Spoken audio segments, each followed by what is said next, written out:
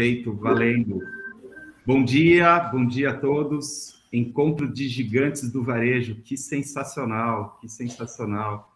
Esse é um encontro que a gente tem, que é uma extensão do nosso Audaz Lab, mas dessa vez aberto a convidados. Fico feliz de ver algumas caras conhecidas. Albert, obrigado por estar aqui.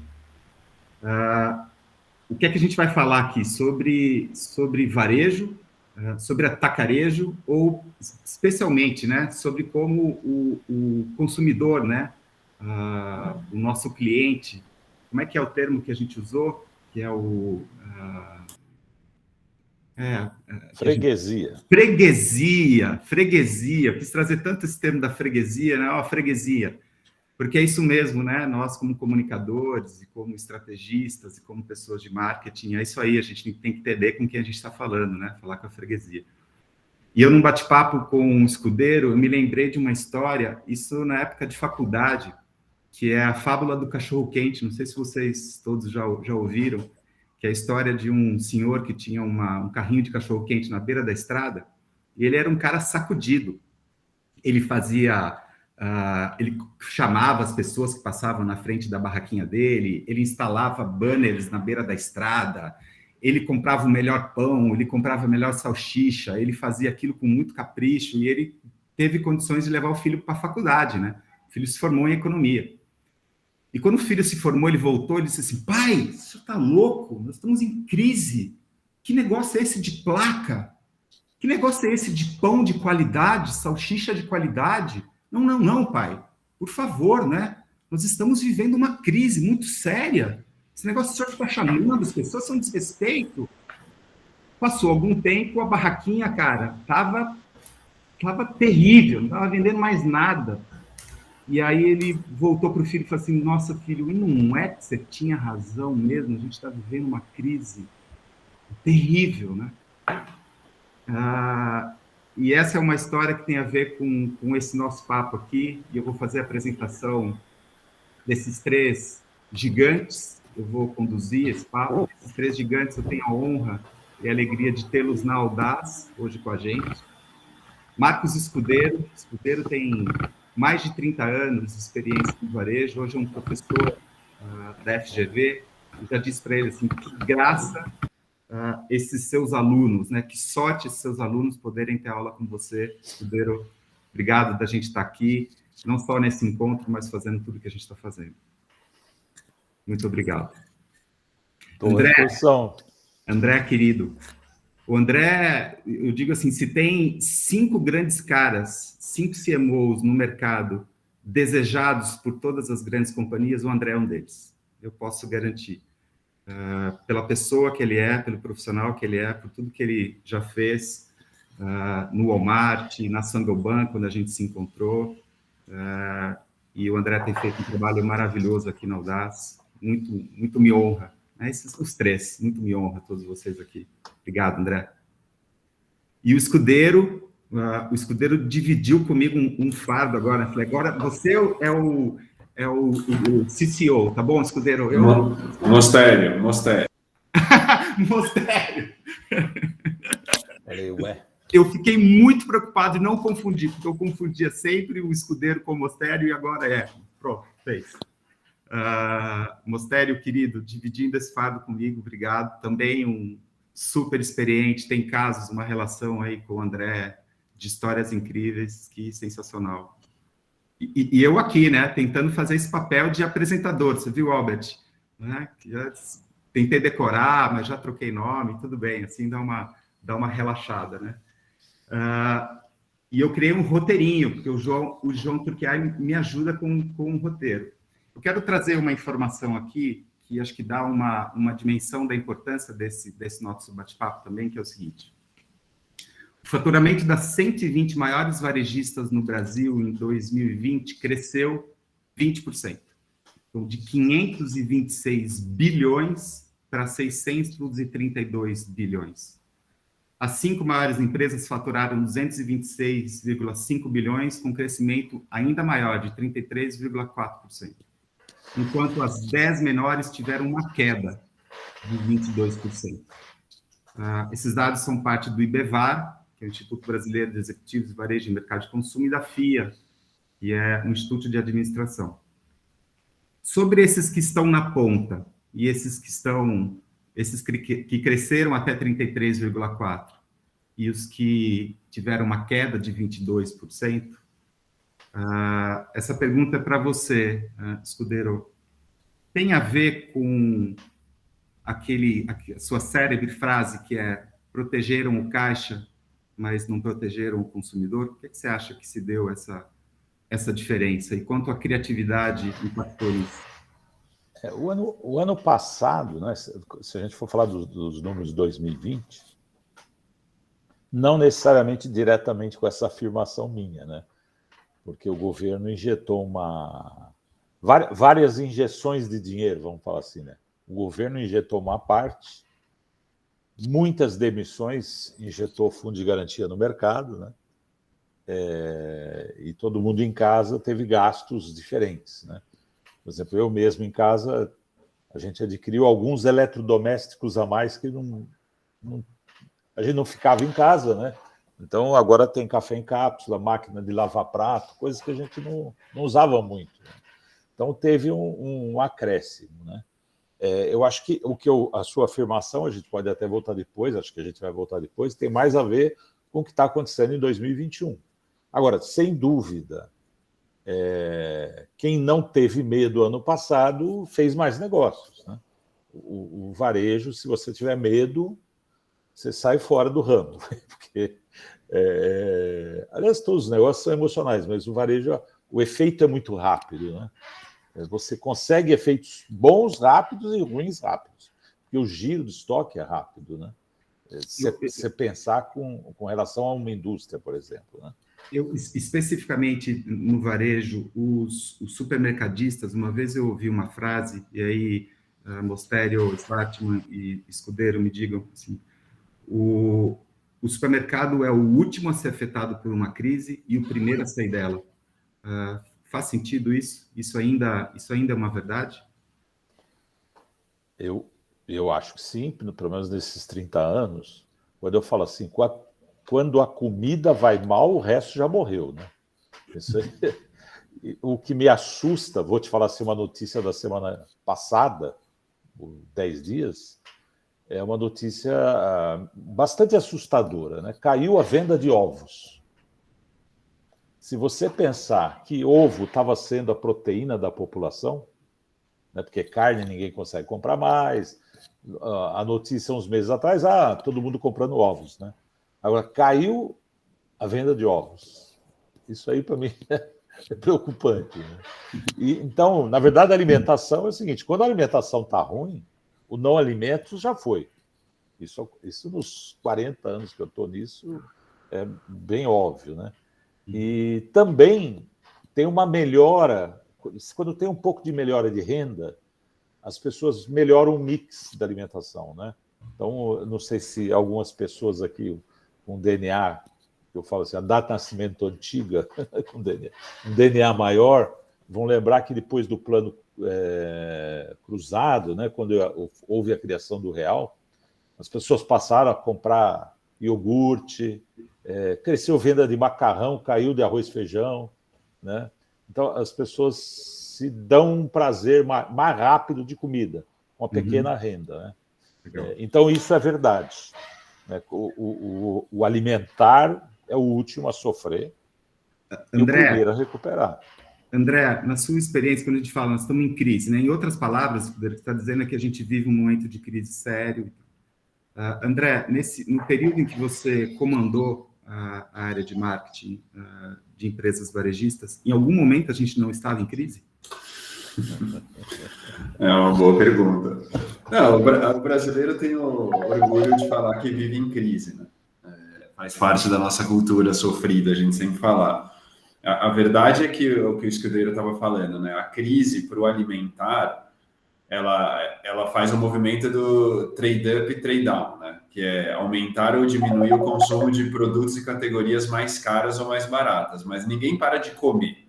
O que faz parar de comer é a miséria. E aí é um pouco o que o Scudero falou, né? No momento em que a carne virou ovo e agora o pessoal está comprando menos ovo, é até socialmente muito impactante, porque significa que a gente está entrando numa miséria, de que a galera não está tendo o que comer. E isso aí a gente não vai nem entrar nessa aqui, porque nosso objetivo é olhar para um mundo melhor, né? Mas olhando para esse mundo melhor, acho que a grande vantagem de se trabalhar com varejo alimentar é que você sempre tem como fazer as pessoas consumirem, porque as pessoas sempre têm que comer, né? Então, a grande jogada, e aí acho que um movimento legal de comentar, e até você falou ali no começo, varejistas e atacarejo, né? O que é essa?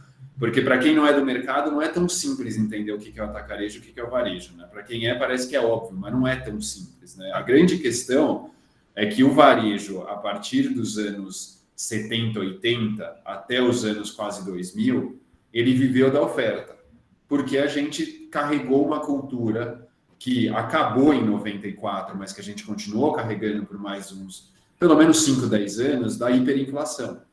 Então, acho que aqui talvez a maioria, não a maioria, mas muitos passaram, como eu, por ser uma criança que ia brincar no hipermercado com os pais, né? Que você tinha aqueles vários carrinhos, e aí você ia comprando, porque você realmente ia correndo na frente do cara que ia repondo o preço, porque o preço mudava todo dia.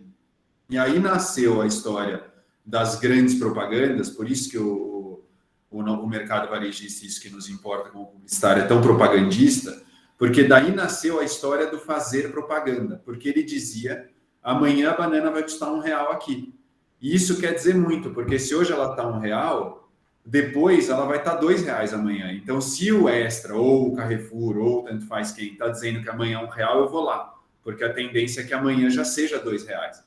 E aí nasceu a cultura no brasileiro, e isso é só no Brasil, gente, um pouco na Argentina, mas é só no Brasil que isso existe, de tanta propaganda do varejo falando preço, porque era assegurada da hiperinflação. Isso morreu em 94. Infelizmente, a gente já está duplo dígito de inflação de novo esse ano, mas a verdade é que a gente passava dos 1000% por ano, né? Então a hiperinflação morreu. E aí, de 94 até o ano 2000, ainda se segurou o varejo nessa história da hiperinflação histórica e blá, blá, blá, até que chegou uma fase em que a população percebeu que isso não faz mais sentido e começou a migrar para um formato que era mais barato em geral e que não tinha essa história do eu seguro o preço da banana amanhã por R$1, mas sim, cara, pode vir comprar aqui porque aqui a banana está sempre mais barata, aqui a carne está sempre mais barata, aqui a batata está sempre mais barata.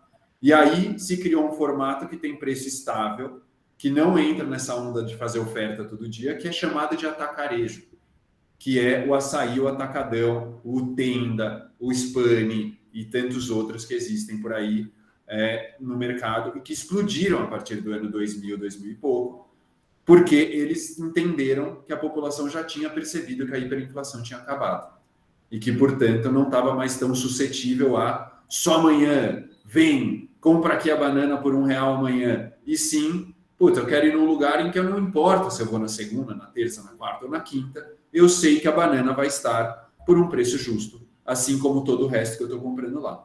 E aí explodiu um formato chamado atacarejo, que dos anos 2005, mais ou menos, 2004, eles começaram a ser adquiridos, o atacadão e o açaí foram comprados no começo dos anos 2000 pelo Carrefour e pelo Pão de Açúcar.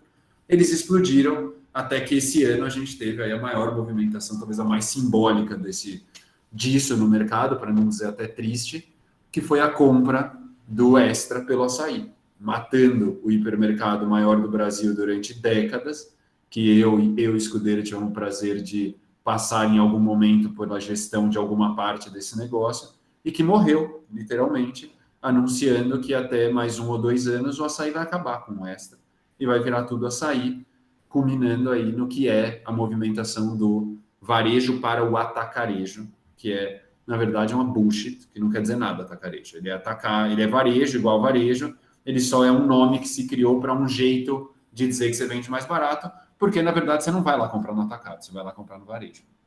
Então... Espetacular, André, espetacular. Acho que esse nome gigante do varejo combina com isso, exatamente, você desconstruindo esse olhar, né? Agora você tocou num ponto, assim, esse olhar histórico sobre essa coisa do preço. Eu vou só fugir um pouquinho do roteiro aqui, porque você quicou uma bola maravilhosa. o escudeiro, eu de novo fazendo confusão, o escudeiro que construiu uma carreira sempre do lado do balcão do cliente, que é o varejista, né? E a gente, e você agora, André, desse nosso lado, né? E que na verdade não tem lado nenhum, né? Isso é uma característica, é tudo de um lado só, mas só para metaforizar melhor a pergunta. Por que não se rompeu? Ninguém teve coragem, ninguém teve a criatividade suficiente de romper com essa coisa de ficar com preço, ou realmente, essa pergunta é para você, escudeiro, isso é fundamental para se criar essa percepção de preço mais barato. E, aliás, sobre preço mais barato, o escudeiro foi um dos mentores, né, do Extra, e o Extra tem um slogan espetacular, né, que é mais barato, Extra. O que você acha disso, escudeiro? É complicado porque isso tem vários aspectos, né? Mas o aspecto que eu observo na minha vida, você falou e perguntou para o André, né? Desde que eu nasci, o Brasil é crise, né? Então não tem muito. Mas existe um movimento no mundo, no alimentar, não é uma questão brasileira. O que cresce no mundo, no varejo alimentar, é o hard discount, é o preço, né?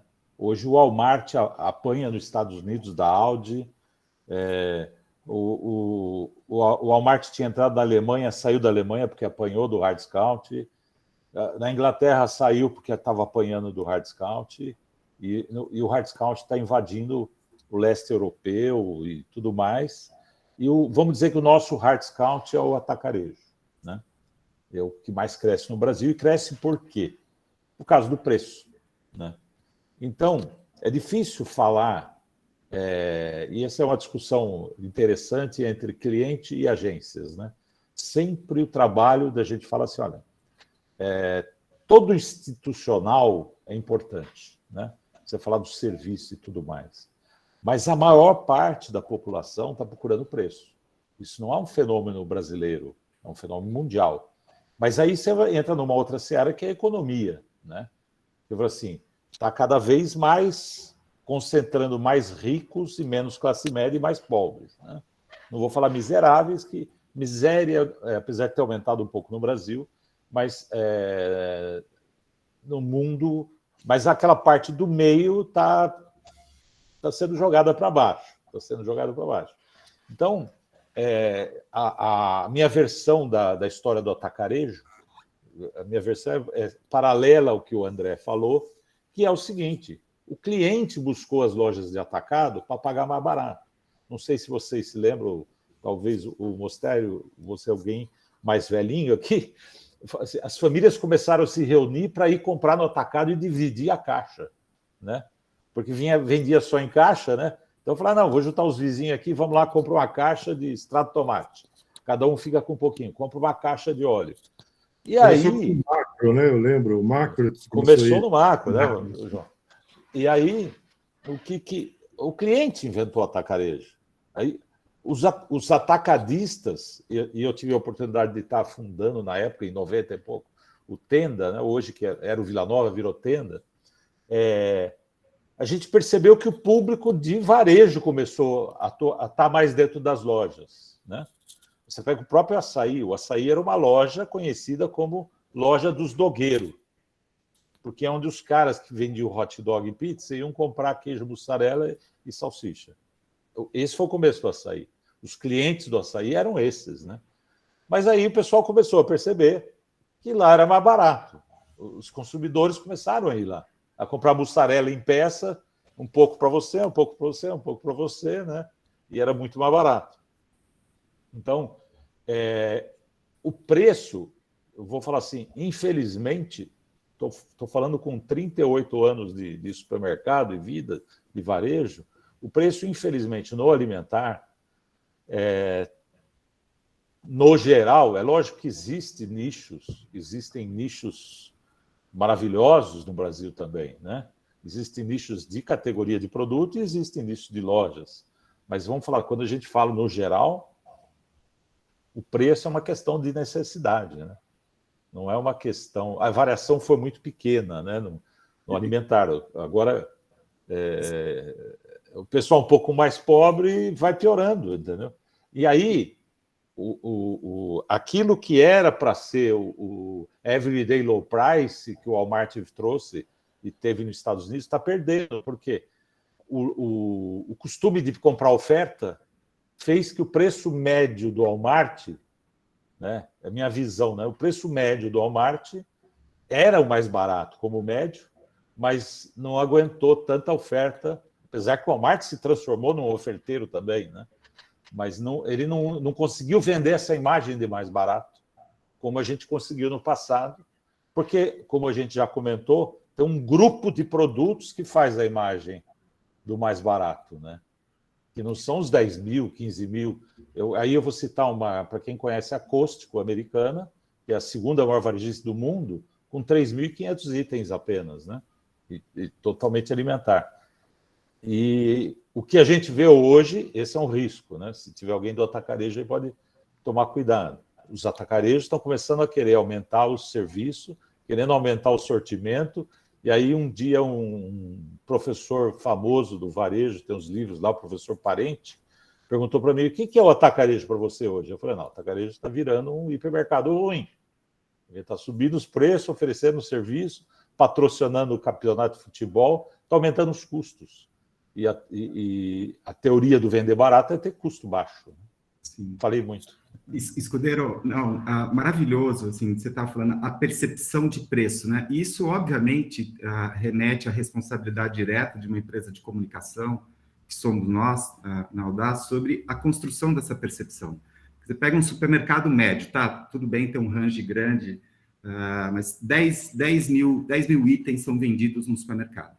Você imaginar as ofertas que a gente vê na TV ou mesmo em tabloide, ele gira em torno de uma quantidade, um tabloide com 100 itens de oferta, um tabloide gigante. 100 itens de oferta é 1% do que vende o supermercado. E esse 1% carrega a imagem, a percepção sobre ser barato ou não ser barato. E aí, outra coisa também, ninguém faz negócio para perder dinheiro, né? Nenhum supermercadista vende mais barato do que a margem saudável para o negócio dele. E, obviamente, que ele tem alguns produtos onde ele traz pessoas para dentro do supermercado e lá ele... Mas, na média, também, os supermercados têm todo o mesmo preço, certo? Não tem um supermercado que esse realmente é muito... Na média, os supermercados têm... Na média, falando bem na média, sim. Agora, sim, mas depende muito do mix de preço. Né? Isso. Aí tem a genialidade, né, o expertise de cada um, porque se fosse fácil assim, todo mundo abriria um supermercado e vamos nessa, né? Mas o quanto é importante a percepção sobre a comunicação, ou como a comunicação é importante. Eu fiz a provocação sobre o preço, porque nós tivemos a oportunidade em 2018, que assim, foi um dos outros momentos em que nós vivemos crises dentro da crise, e que o briefing do nosso cliente foi, eu preciso ser uma voz de esperança para o meu consumidor. Como é que eu faço isso? Bom, para ser uma voz de esperança para o meu consumidor, para o meu cliente, e ao mesmo tempo fazer filmes, breaks na TV, ou seja, onde for, era ofertar preço, a gente trouxe uma solução que eu queria apresentar para vocês qual foi. Kirki, tá aí no gatilho? Sim, posso apresentar? Pode apresentar, por favor. Estoura o bicho aí, vamos nessa.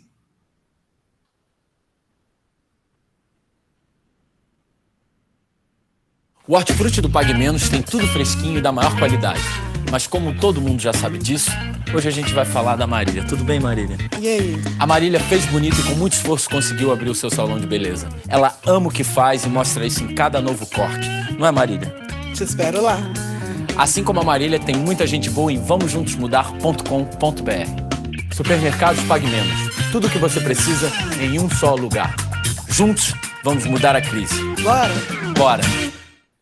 O que foi esse filme? A gente encontrou 8 pessoas de verdade no mercado, um funcionário de uma oficina mecânica, essa moça querida, uma cabeleireira, uma bordadeira, e a gente trouxe essa galera para a campanha e a gente fez todo um universo de coisas. A gente criou um site onde era um site de ofertas de serviço. Assim, eu faço coxinha, eu vendo, eu faço trabalhos de acabamento na casa. Assim, a gente não mostrou preço, né? A gente falou que o Pague Menos é legal. A gente comprou break em prime time e foi um dos recalls mais impactantes na história do supermercado. É uma campanha que até hoje gera uma lembrança, até hoje mostra a relação do supermercado com seus consumidores e não mostrou uma oferta. Então, aqui é essa provocação, que não é nenhum nem outro, né? Acho que e aí ter o dedo no pulso do consumidor e do nosso cliente, né, do supermercadista, entender o contexto em que ele está, e aí, de novo, volta a coisa da mesa redonda, né? Não tem um lado da mesa, né? A agência não está de um lado da mesa e o nosso cliente está do outro lado da mesa, né? Nós estamos diante de uma mesma realidade, de uma mesma tarefa, de um mesmo desafio. E aí, ao mesmo tempo, Mostério, agora eu gostaria que você e o Svat contassem, porque também, obviamente, com criatividade, você pode fazer algo espetacular mostrando preço, né? E conta esse case para a gente, Mostério e Svatman. Aliás, você é agência e Svatman o aprovador, né? Como não existe agência criativa sem clientes criativos, né? Dois criativos aqui. Você é famoso eu não tinha visto. Eu não tinha visto, achei sensacional. A gente foi premiado, né? Isso ganhou Leão de Ouro em Cannes, em promo. Em promo. E foi muito legal. Foi um trabalho muito bacana. E foi muito inteligente, né, André? A gente tinha um problema na época que a gente tinha uma loja em Feira de Santana, uma parte das marcas do Walmart era Bom Preço. Na Bahia a gente precisava dar um up, né? Durante uma época a gente ficou dando um up nessa marca. Era uma marca bacana. Eu acho que não sei nem se ela ainda existe depois dessa mudança toda. Bom, mas aí a gente tinha que fazer esse projeto, certo? Fazer uma coisa diferente. Tivemos essa ideia, até foi o Ramon, lá na agência, que chegou. Não, pera lá, a gente estava assistindo, acho que uma partida de futebol, tinha umas telas de TV assim, que ficavam na parede, ficavam mudas e passando lá, coisa que de vez em quando você olhava. Tinha um jogo. Eu falei, não, mas pera lá, por que a gente não pega e coloca o preço dos produtos nas costas dos jogadores? Então, não, peraí, como é que vai fazer? Não é possível. Aí vira aquela confusão, todo mundo se entusiasma, vamos que vamos botar de pé, aí já aumentou a quantidade de gente, vamos todos correr e botamos de pé. É um trabalho super bacana.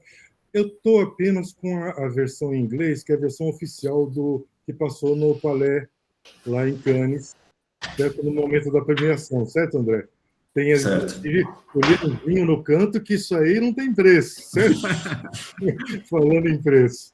Tá bom? O Kirk, passa aí, e depois que o pessoal vê, aí a gente comenta e explica direitinho os detalhes da operação, que foi uma operação de guerra, né, André? Foi incrível. Olha, eu sofri muito lá em Feira de Santana. Eu passei 4 dias em feira e, olha, o trabalho foi árduo. Mas vamos lá, Kiki, bota aí para a gente ver.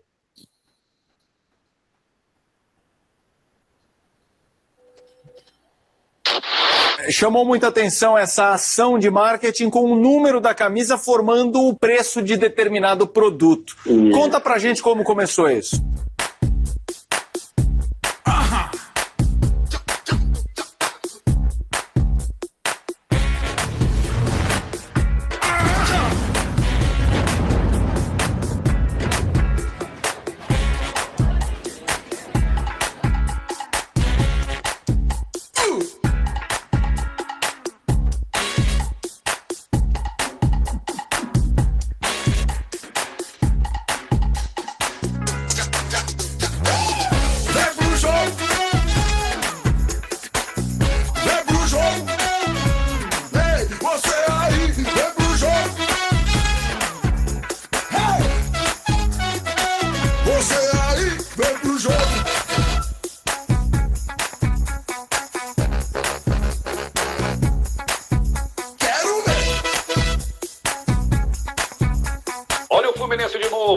frente, Wagner na meia esquerda, camisa número 7, caixa de bombom garoto 7,78. Entrada da grande área, derrubado, é falta.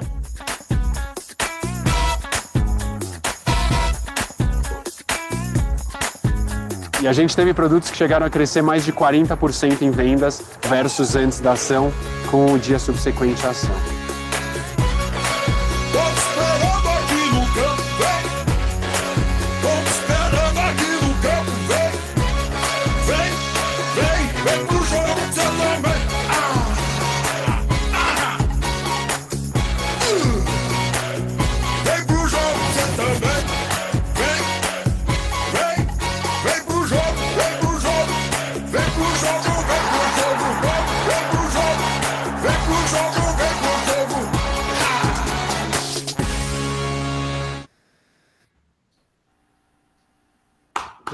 Espetacular! Então, Espetacular! isso aí foi muito divertido fazer e, cara, isso percorreu o mundo. De repente, um belo dia, acho que o primeiro aviso que me deram foi: não, tem um cara na Turquia querendo saber como é que faz isso. Na Turquia? Como assim? A gente estava fazendo uma partida de futebol em Feira de Santana com o Fluminense de Feira, que, aliás, ele perdeu, né, André? De 2-0. Perdeu. Mas nós ganhamos. Esse case foi incrível por vários motivos, né? Acho que tem uma história por trás. O Walmart, por ser everyday low price, né? Todo dia preço baixo, ele é everyday low cost na essência. Então, você não pode gastar dinheiro em nada que não seja essencial. E, obviamente, portanto, o Walmart nunca tinha participado de nenhum prêmio, porque isso é contra. E não importa se a DM9, no caso, ou nós, ao Walmart, fôssemos pagar, porque indiretamente alguém estava pagando para participar.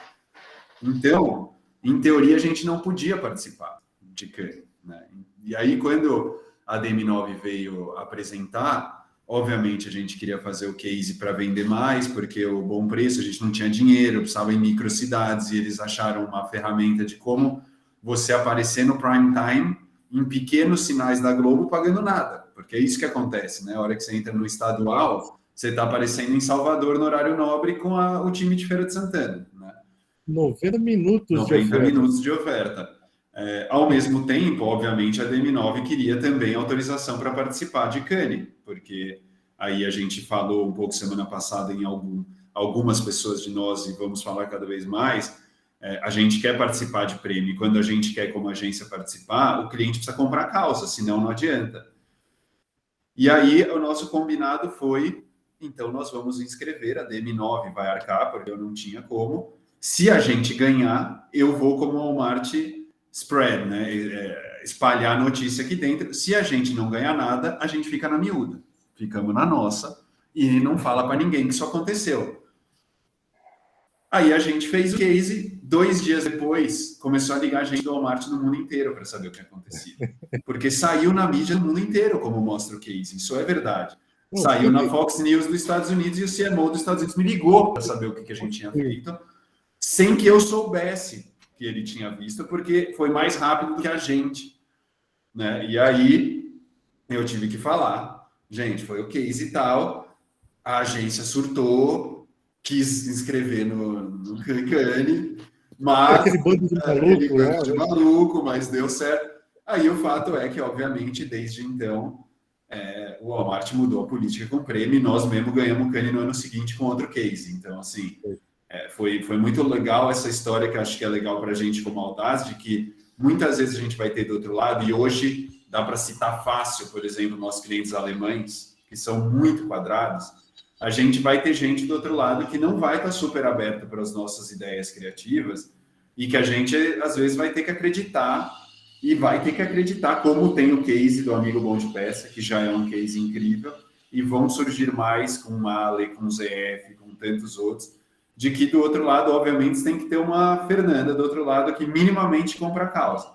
Mas é o mínimo. Depois está na mão do arriscar também, né? E esse foi um case muito típico disso, porque foi super arriscado para todos os lados. E Mostério, eu acho, eu não sei se você pode revelar esse segredo para a gente, mas para mim não existe um grande caso criativo sem um grande caso de coragem. né, de construção Exato. de argumentação. Não existe criatividade sem a coragem. Obviamente que não há coragem de louco, né? Uma coragem de vou sair. Não, uma coragem fundamentada, né? É uma coragem de olhar para o que outros não olharam ainda, entender o que outros não entenderam. E, portanto, precisa da coragem de quem está observando aqui, falar assim, como assim não é o que eu estou pensando, não é do jeito que eu consigo administrar, portanto, eu preciso ter coragem para seguir adiante, que imagino que foi o que você fez também, né, André, para provar essa ideia maravilhosa, maluca e corajosa, né? Sim. Verdade.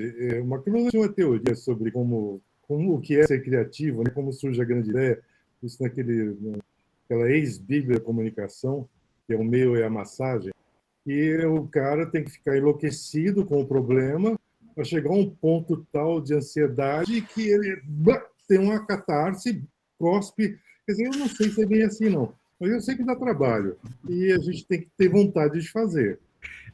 Né? Dá trabalho ter ideia, depois dá trabalho vender ideia, depois dá trabalho realizar a ideia, tudo dá trabalho, mas a grande vantagem é que a gente se diverte em todas as etapas. E ó, o meu tempero, que a gente também tem um desafio para saber assim, em que momento eu paro, em que momento eu continuo, né? Em que momento a ideia está boa, em que momento ela não tá boa ainda, né? Eu me lembro que nesse case do Pague Menos, eu apresentei para um amigo, um empresário, muitíssimo bem-sucedido, assim, um cara fantástico. Ele disse assim, você não vai apresentar isso para eles, né? Você tá louco, né? Como assim? Falei, ótimo, era tudo que eu precisava saber. Eu estou no caminho certo. Mas... Tá bom. O case que o André se referiu, que é do próximo ano, que é o do São João, né, André? Também é uma ideia super legal, que é daquelas ideias, todo mundo fala assim, não, você não vai fazer isso, você está louco, você pirou, que é isso, de jeito nenhum. E outra, não tem oferta, André. Né? É verdade. É só institucional numa data que para o varejo é uma data muito importante, principalmente no Nordeste, que é o São João, e é institucional, porque ele trouxe para a marca, por bom preço, ele trouxe admiração, respeito e confiança, que é tudo que a gente precisa para que o cara vá lá pegar o nosso tabloide dentro da loja, em vez de receber ele no intervalo comercial. Uhum. Né? Só um último ponto desse case da camisa de futebol, que acho que dá para fazer um paralelo conosco na Audace de novo, só para a gente ir para o próximo, porque o próximo tem uma coisa legal que eu queria comentar, esse de São João. Mas esse da camisa de futebol, assim, o meu papel quando eu estava em marketing sempre foi, meu perfil e meu papel sempre foi julgar se o que estava sendo proposto realmente parecia que geraria resultado, né? Porque que adianta sair fazendo coisa criativa e ganhar prêmio se não vai vender R$1 a mais, né? E quando a M9 me apresentou esse case, eu sou um cara que não gosta de futebol, eu não sei nada de futebol. Nada de futebol. Importante deixar isso claro. Eu não torço para time, não sei nada. E quando a DM9 me apresentou esse case lá atrás, a minha primeira reação foi assim, cara, vocês estão de sacanagem, que merda é essa, cara? Ninguém tá nem aí para camiseta de futebol. Eu lembro direitinho a reunião, eu falei, camiseta de futebol, nada a ver com o supermercado que vocês estão falando. E aí, a defesa da DM9 foi muito real, que é o que está no case, inclusive foi, cara, comida e varejo e promoção é tão paixão do brasileiro quanto o futebol. São as duas coisas que o brasileiro mais gosta. E esse case, o de Feira de Santana, que foi o primeiro e depois a gente explitou, vai custar R$3.500, porque a gente só vai dar uma ajuda de custo para esse time e um novo uniforme, para a gente testar. Você não quer fazer por R$3.500? E aí o meu cálculo foi, quanto eu preciso vender a mais numa loja de supermercado para pagar R$3.500? Nada. Então tá bom, eu acredito nesses caras que estão do outro lado e nós vamos fazer. E aí a gente fez e explodiu tudo que explodiu, como eu falei 2 dias depois. Mas, importante, por que eu estou trazendo isso? Porque, primeiro, a minha primeira reação foi super 7. Não foi assim, nossa, que genial, incrível, vamos fazer. E a reação da agência, do outro lado, também foi super business. Não foi dizer, não, é do caralho, nós vamos ganhar cana. Foi dizer, cara, vai custar R$3.500 e isso é uma paixão do brasileiro tão grande quanto oferta. Faz sentido, vamos fazer. Então, também é importante dizer que a criatividade, por mais que do outro lado tenha sido criada porque estava na tela de TV e o cara teve uma boa ideia, na hora de ir para o cliente, ela vira business. o cliente nunca vai comprar o sonho do criativo. Ele vai comprar a defesa da criação.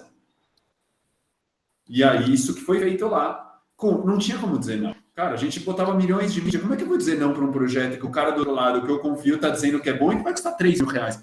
Tem que fazer, é quase um desrespeito não fazer.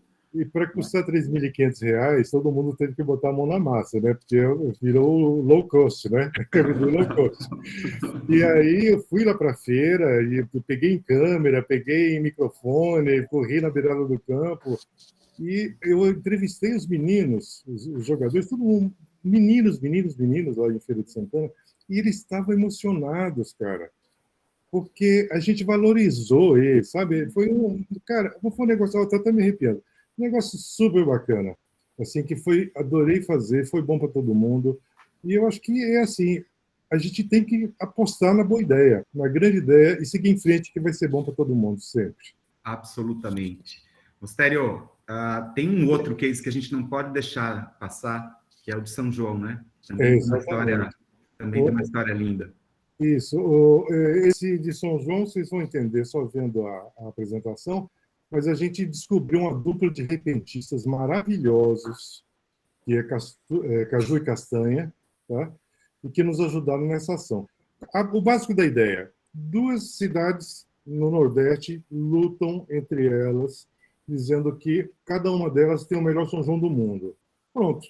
A gente pegou esse mote, pegamos esse duplo de repentista e fizemos isso que vocês vão ver aí. Deixa eu só botar mais uma pitada, João. O Walmart, com a marca Bom Preço, é líder nas 2 cidades. Isso. Né?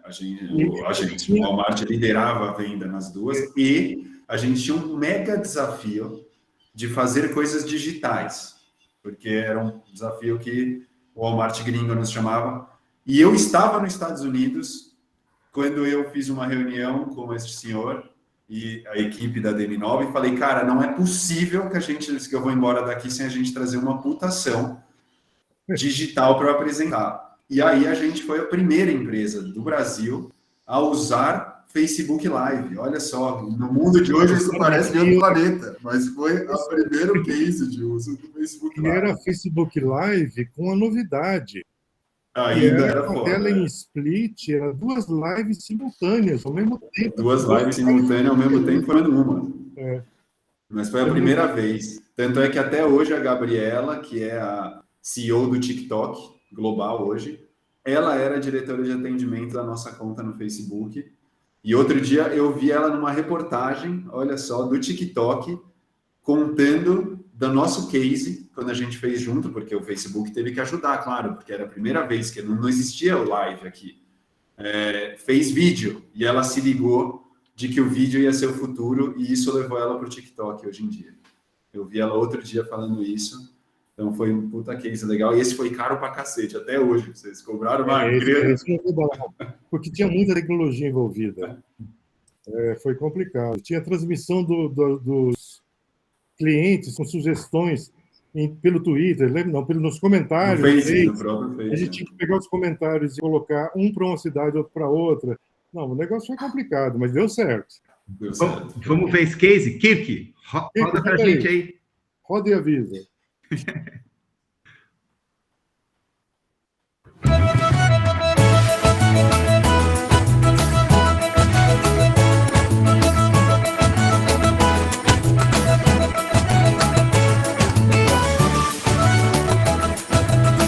Campina Grande e Caruaru disputam o título de maior festa de São João há mais de 20 anos. Para finalmente eleger um vencedor, o Walmart Brasil criou o maior duelo do mundo. Chamamos os 2 maiores improvisadores do Brasil para defenderem as cidades em forma de embolada, um estilo musical característico da região. Cada um ficou em uma das cidades. Tudo foi transmitido ao vivo, no primeiro live simultâneo do mundo, realizado por uma marca no Facebook. E tem mais um detalhe inédito. Eles só podiam usar os comentários de quem estava assistindo a transmissão para criarem suas rimas. E hoje nesse desafio vai ser grande o sururu, eu defendo Campina Grande e você Caruaru. E hoje nesse desafio vai ser grande o sururu, tu defende Campina Grande, eu defendo Caruaru. A festa de Campina Grande ela é maior, até no nome, meu amigo, eu vou dizer. Você nunca se esconde, pense numa festa boa, é aqui só tem festa grande. E o meu nome é Castanha, canta e ele canta tu. Tô cantando meu rap, escuta o que eu digo a tu. Que o maior São João do mundo é aqui em Caruaru. Olha agora pra completar, e você pode acreditar, foi onde tudo começou. É isso que eu vou falar, porque forró melhor do mundo, melhor que esse não há. E eu cá que eu vou te dizer, escuta o que eu vou falar. Estou aqui no Bom Preço, botando pra arrebentar. A cidade de Caruaru está em primeiro lugar. Fizemos o primeiro live simultâneo do Facebook no mundo. Tivemos resultados que bateram todos os recordes.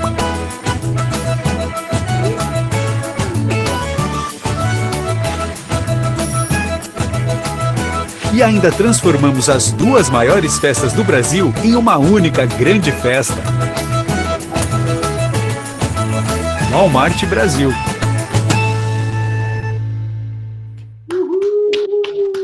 Espetacular, espetacular. Mais brasileiríssimo que isso, né? O fundo vermelho de Walmart, André, como é que isso passou com marketing? A gente vai. Que maravilhoso, que maravilhoso. Eu vou pegar essa deixa da tecnologia, porque, pô, isso foi em 2016, né? Tem 5 anos, já faz bastante. Você olha os números agora, eles são muito pequenos para o que hoje acontece. Né?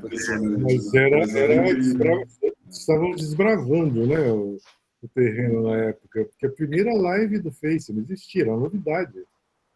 5 anos é tão pouco tempo, mas do ponto de vista tecnológico parece uma eternidade, né? Exato. E de lá para cá muita coisa mudou. O ano passado, num relatório sobre o ano passado, o Euromonitor usou o Phygital, que é mais um nome aí, que é tratar as pessoas, que é o omnichannel, né? Também assim, você tratar o seu consumidor em todos os canais, né? No físico e no digital, né? Para onde está indo, Scudeiro, esse universo do varejo, do atacarejo, com a chegada do digital? E o que isso tem impactado, do ponto de vista criativo, na comunicação, na sua opinião? Não, pegando o que foi apresentado até agora, eu queria fazer um comentário e dou continuidade à tua resposta. Primeiro, para essas coisas acontecerem, né, assim, esses 2 cases que nós assistimos, precisa ter um entendimento de ambas as partes, aquilo que você falou, né? Tem que ser uma parte só, né? Eu falo assim, do entendimento da intenção, né? Porque o André era cobrado por venda, não por prêmio, né? Nem por criatividade, né? Então, isso é muito importante para todo mundo entender que a agência não é um negócio à parte, né? A agência faz parte do time da empresa. Espetacular, né? Scudeiro, é isso aí.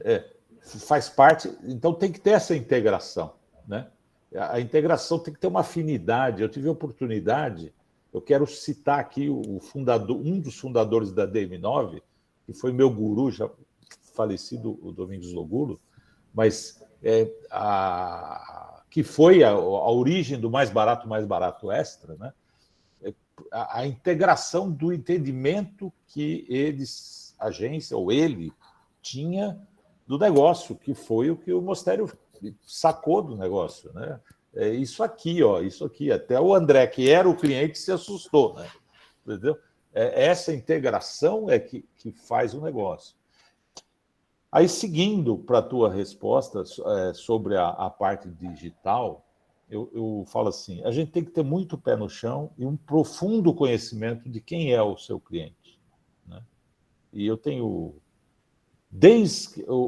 Eu nasci publicitário, né? Porque começo da minha carreira foi auxiliar de mídia, né? Foi quando eu vi pesquisa a primeira vez na vida, né? Que eu fazia programação de mídia de Quixote e Bamba. Não sei se todo mundo conheceu isso, da Thomson, mas... E a vida toda eu entendi que o conhecimento do cliente é que fazia o negócio funcionar, você direcionar. Então, eu vou falar assim, existem nichos, voltando àquilo que eu estava falando, existem nichos, existem segmentos, existe um monte de coisa. Mas se você falar no geral, eu Eu sou um cara de formação de tecnologia, tá? Eu estudei, sou programador e analista de sistemas quando eu tinha 16 anos, né? O Bill Gates tinha 15, né? E ele estava criando o Windows, eu já estava estudando, só que só tinha computador grande, né? Mas uma coisa é o seguinte, a gente tem que ver a realidade do povo brasileiro, né?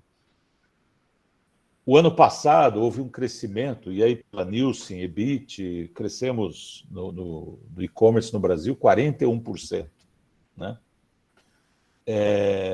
Mas esses 80 e tantos bilhões que nós vendemos representou apenas 1,87% do consumo das famílias. Ou seja, é um negocinho desse tamanho o digital no Brasil. Falando como geral, sem dúvida, existem segmentos, e esse é uma coisa que a gente tem que tomar muito cuidado.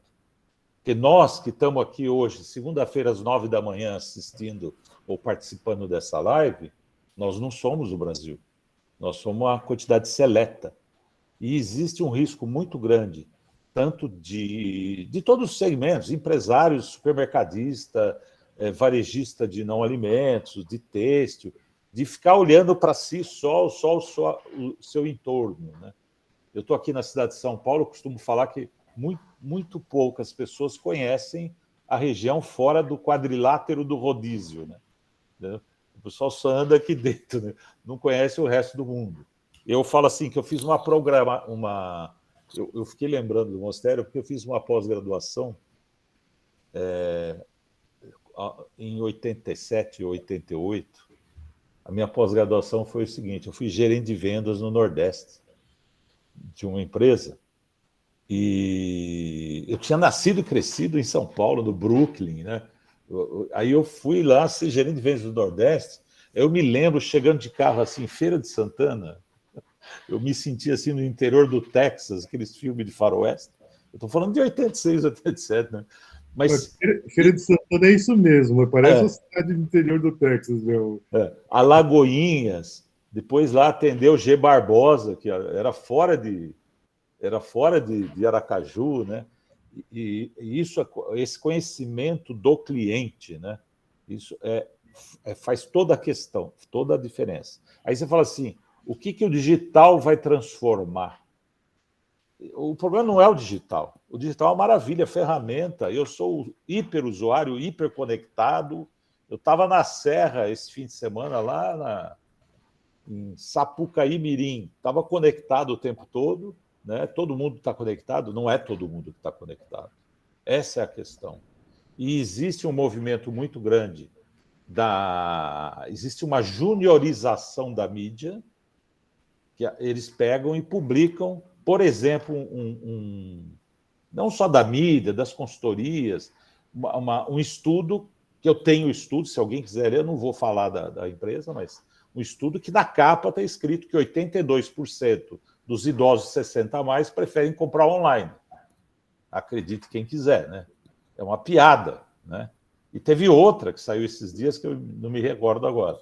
Então, nós somos bombardeados por mídias que eu chamo das fake manchetes. E a gente não pode se deixar influenciar por isso quando a gente fala de digital. Então, omnichannel, né, que é uma palavra bonita pra caramba. Eu falo assim, se tiver uma ou duas empresas omnichannel no Brasil, é muito. Aquela que você compra na internet, o produto chegou aqui, 2 dias depois você viu o defeito, e aí você vai na loja e troca, né? São casos raríssimos. Você tem uma das maiores companhias de varejo no Brasil, que quando você entra no site para ver o saque, tem um telefone para cada coisa. Ah, foi na loja? Foi na internet? Ou foi no hiper? Ou foi... Quer dizer, não tem omni, né? Pode até ter multi. Ou tem vários preços diferentes em cada canal, né? Então, a gente tem que ser muito sério quando a gente faz a análise de com quem nós vamos falar, né? Com quem você vai falar. Então, a tecnologia está transformando? Tá. Agora, quando você pega... Vou dar um exemplo para todo mundo aqui, que todo mundo é cliente de supermercado, né? Eu estou com 62 anos, confessando aqui e tal, e descobri uma coisa que com 40 anos de supermercado não tinha sacado. É que eu não enxergo o preço dos produtos das gôndolas de baixo. Nem com óculos. E ainda eu tenho 1,90 m, eu tenho que baixar. Imagina o André, quando estiver precisando, não estiver enxergando tão bem, que o André é mais alto que eu, né? Vai ter que abaixar lá embaixo, ajoelhar, pegar o... Eu às vezes uso o celular, a lupa do celular. Então, são coisas... Eu estava na operação, como é que eu não vi isso? Não me conformo, né? Então, essa atenção com quem é o cliente, tanto no fato para que vai servir. Tem um hipermercado Nobre aqui perto, nos jardins aqui de São Paulo, que instalou diversos self-checkouts, né, que está na moda. Se o mercado põe aquele checkout que você mesmo opera, fica vazio, porque a pessoa tem uma dificuldade de passar aquilo, ou é mais complexo, né? Passa, não passou direito, o equipamento não é o melhor, o scanner não lê, né? Enquanto que, às vezes, você tem marcas próprias no mundo, eu vou citar a Audi, que alguns conhecem, que os caras põem código de barra em todos os lados do produto. Olha que criatividade, cara. A operador não precisa ficar procurando que lado que vai ler o código, entendeu? Simplesmente o cara desenvolveu embalagem com código de barra em todos os lados. Então, qualquer lado que o cara passa... Olha a eficiência que o cara ganhou só no desenvolvimento da embalagem. Então, você me disse uma frase na semana passada, Escudeiro, que eu achei sensacional, imagino. e você, como um mestre que é, assim, quem realmente entende de varejo sabe ser consumidor de varejo e não se deixa cair em armadilhas de não ver suas próprias falhas. Achei isso espetacular. E aqui quando a gente fala, quando a gente fala de criatividade, e a gente está sentado do mesmo lado da mesa, nós sim somos comunicadores na agência, mas nós também precisamos ser consumidor, a gente também precisa ser o cliente. Eu acho que esse omni, essa integração, essa unicidade, é de todos os lados, né? A agência tem que sentir todas as dores, não só as dores que uma agência tem, mas especialmente as dores que o consumidor sente. Para aí poder propor e fazer aquilo que... Outra frase célebre do Mostério é apresentar aquilo que o cliente precisa, não o que ele pede. E aí tem uma pergunta no chat, Mostério, que é como... Eu arrisco dizer a resposta, mas eu vou te ouvir, obviamente. Como chegou o briefing da campanha das jerseys e de São João? Se é que chegou. Não chegou um briefing. A gente tinha um briefing de que a gente tinha que dar uma atenção especial para a rede Bom Preço no Nordeste, né? A gente já estava trabalhando nisso, fazendo tabloides diferenciados, já tinha um cuidado especial. E aí, essa ideia surgiu porque a gente queria fazer algo que, poxa, colocasse as nossas ofertas na boca de todo mundo, sendo que a gente não tinha verba para isso, né, André? E sabe aquele bate-papo, todo mundo senta e ficamos discutindo ideias? Sim. E aí, cara, surgiu a ideia, eu falei, nossa, isso aí é o máximo, vamos que vamos. E realmente era uma ideia que resolvia essa nossa questão. A gente dava uma atenção maior para a marca Bom Preço no Nordeste e conseguia um feito que era expor ofertas de uma loja de Feira de Santana de um jeito que acho que na história dela ela nunca mais ia ver, certo? Que é 90 minutos no prime time da Globo, né? O Walmart jamais pagaria por isso, né? Então, foi assim que surgiu. Às vezes o briefing vem atravessado, ou o pedido vem pedindo uma outra coisa, mas aí está em nós, dá uma olhada e ver, não, peraí, qual é o problema mesmo que ele tem, sabe? E tentar enxergar qual é o problema para ir, então, em busca de uma solução. Porque não basta simplesmente dizer, eu preciso vender mais sabão. Tá. Não é isso. Vamos ver melhor o que isso significa. E, de fato, no que originou o pedido, sabe? Entender qual é a necessidade real do cliente e aí partir para uma solução que vai ser bacana para todo mundo. E vai funcionar. Outra coisa muito interessante, e quando a gente fala do digital, a sua resposta, Escudeiro, foi maravilhosa, né? Assim, a gente tem que entender exatamente qual a necessidade, com quem a gente está falando, O Giovanni também colocou aqui que os avós deles compram presente para eles em sites chineses baratinhos e manda presente para ele toda semana. E são os avós deles, né?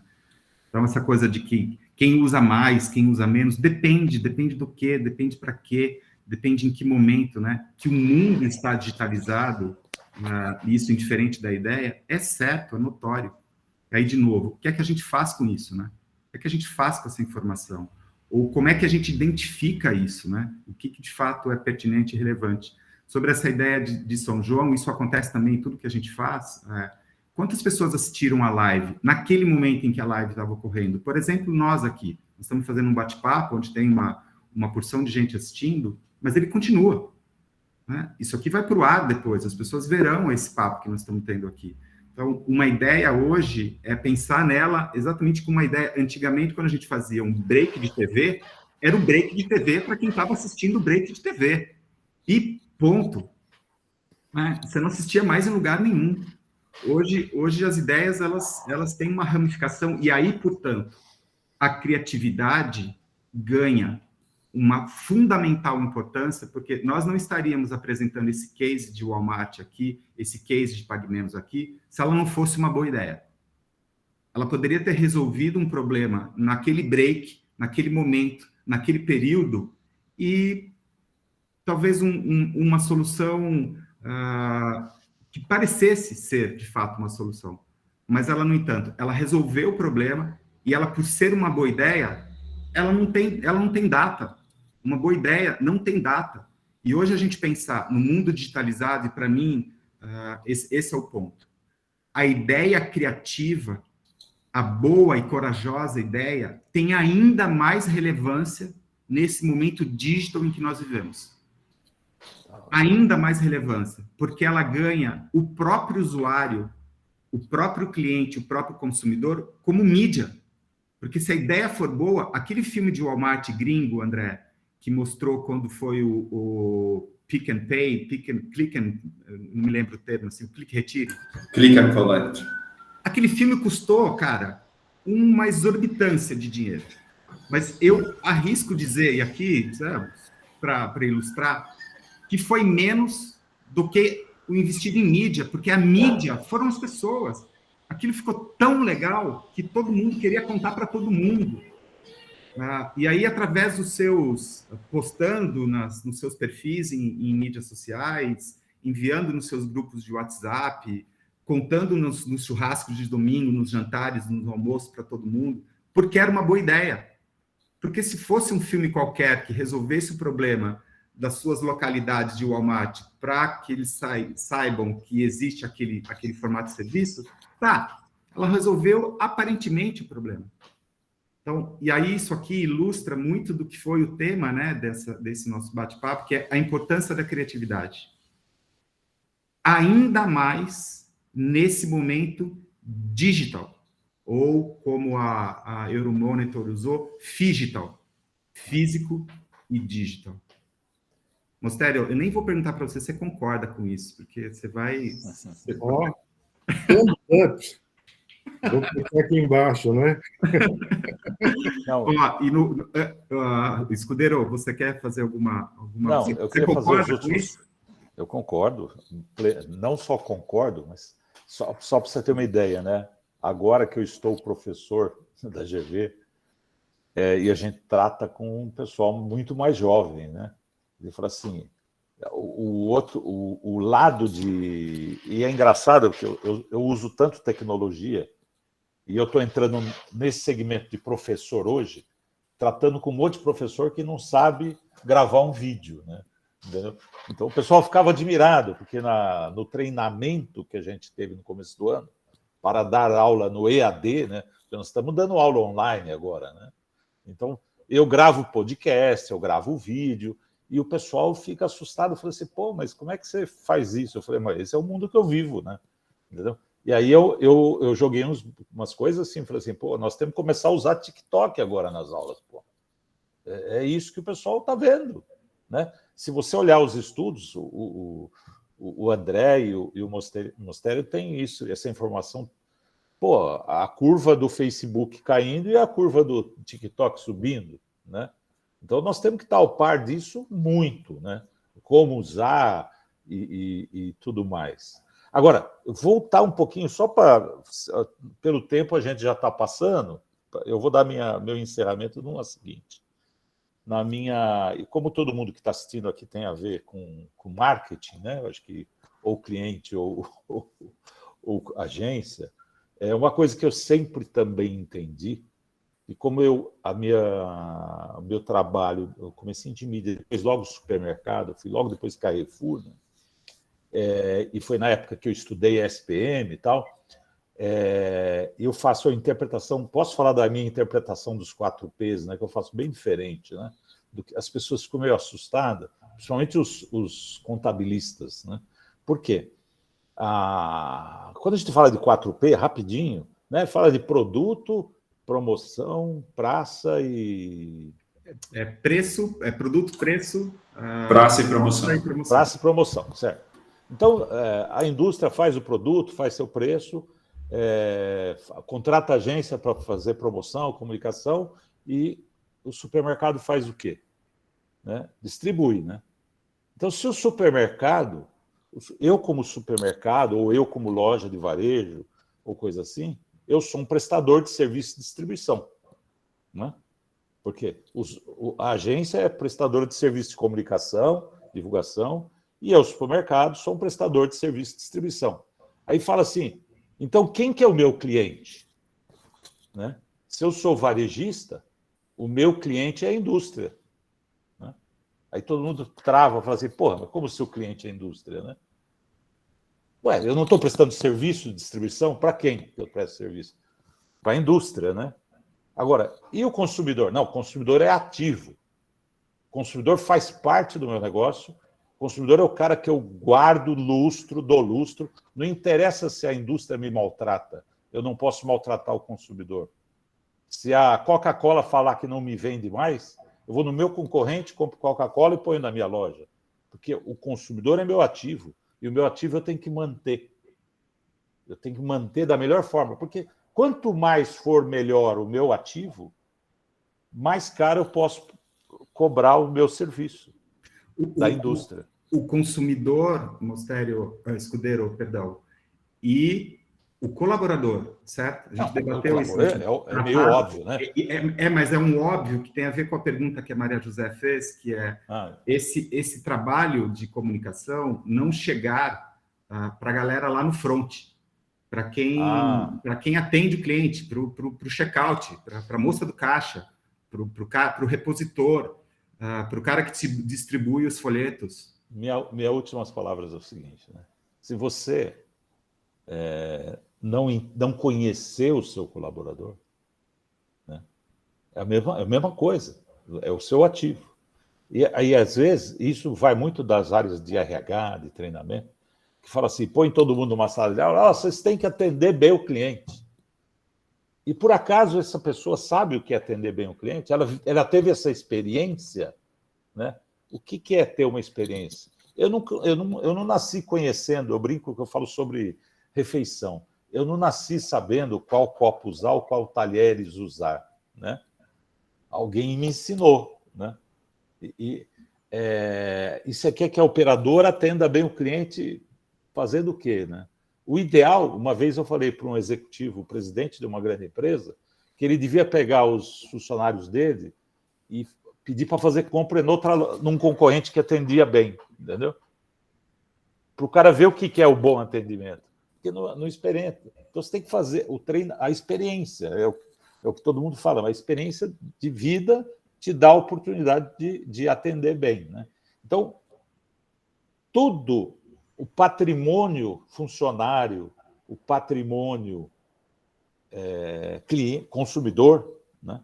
E na crise, aí eu volto assim, na crise as empresas falam assim, tem que preservar o caixa. Eu falei, não, pelo amor de Deus, tem que preservar os clientes. Caixa, você empresta dinheiro.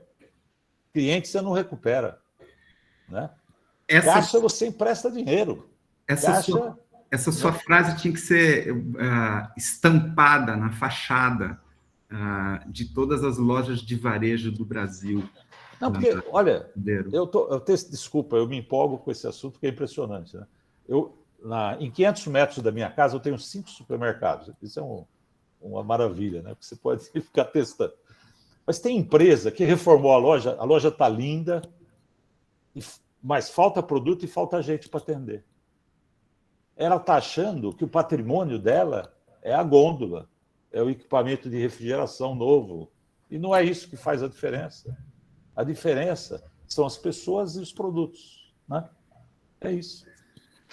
Espetacular, Escudeiro. Eu vi no ano em que estava com o André na NRF em Nova York, um segundo maior varejista americano, o CEO, sobre tecnologia, era uma plenária que falava sobre tecnologia. Ele disse assim: muitas vezes o que a maioria das pessoas querem de experiência num supermercado é apenas um bom dia, boa tarde ou boa noite, de modo muito genuíno, muito verdadeiro. Então, obviamente, a tecnologia veio para ficar, a gente tem aí... ferramenta. E tecnologia é commodity, certo? Tecnologia é commodity, as ferramentas são commodity, tem seus preços e tal, mas isso também, tudo tem. A diferença é o pensar estratégico, o envolver, o papel da agência é estar envolvido no negócio do cliente, tanto quanto o cliente está. Estar envolvido na vida do consumidor e ser capaz de identificar coisas que o cliente talvez não identifique. E não porque ele não quer, ou porque, cara, a vida é muito dinâmica. Às vezes você tem insights numa experiência, estar lá na loja, frequentar coisas, ouvir coisas. Então, não tem lado, de novo, não tem lado da mesa. Estamos todos de um mesmo lado, estamos todos com um objetivo em comum. Tratar o colaborador, mais uma vez, na pergunta da Maria José, é fundamental, porque trata-se de pessoas e gente, ela é um vetor de entrega de serviço, de percepção, de valor. Esse cara tem que ser cuidado de um modo diferente, e a gente ainda vê que não é assim. Então, investe-se milhões numa campanha e investe-se zero para contar essa campanha. Por que a gente está falando? Fala-se sobre propósitos e faz filmes contando os propósitos da empresa, e o colaborador não sabe nem do que se trata aquilo. Então, propósitos são pessoas, né? As pessoas entregam, elas são os vetores, né? Não, porque o cara vê na televisão, né, uma coisa, e chega no caixa ou no vendedor de uma loja e não recebe isso, né?